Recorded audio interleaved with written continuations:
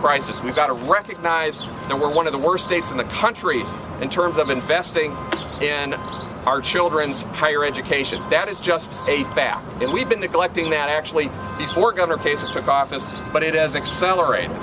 And there are several different approaches. Number one is helping kids save early and getting them focused on higher education in the first place. Secondly, dealing with the tremendous amount of student loan debt that's out there right now.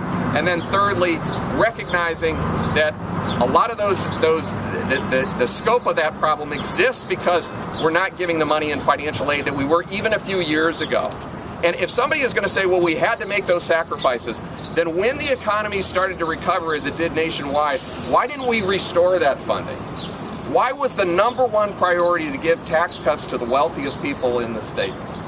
This is an economic theory that by disinvesting in higher education, it doesn't work. It's never worked. Look at the unemployment rates for those that have college degrees or at least 2-year degrees or technical certificates versus those that don't. If you're wondering why we've got such lackluster job growth in this state, that's the reason for it. So we know what works.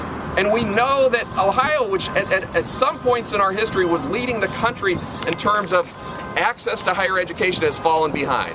And we're only one election away from really heading into a completely different direction. Not just because it's good for the students, but because it's good for everybody, because it's going to create a more vibrant economy.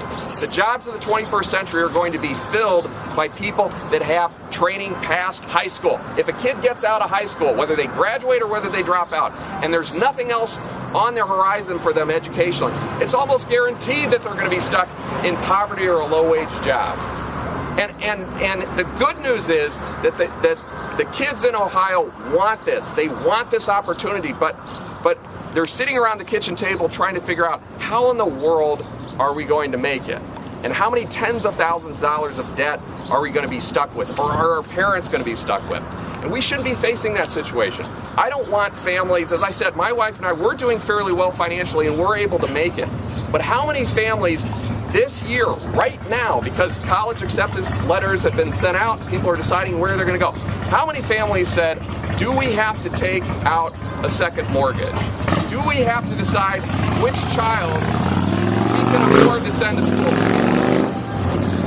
Do we have to decide if we're going to work a second job or a third job at lousy wages so that our child can have the same educational opportunities that we have? And we're not asking for the state to do everything.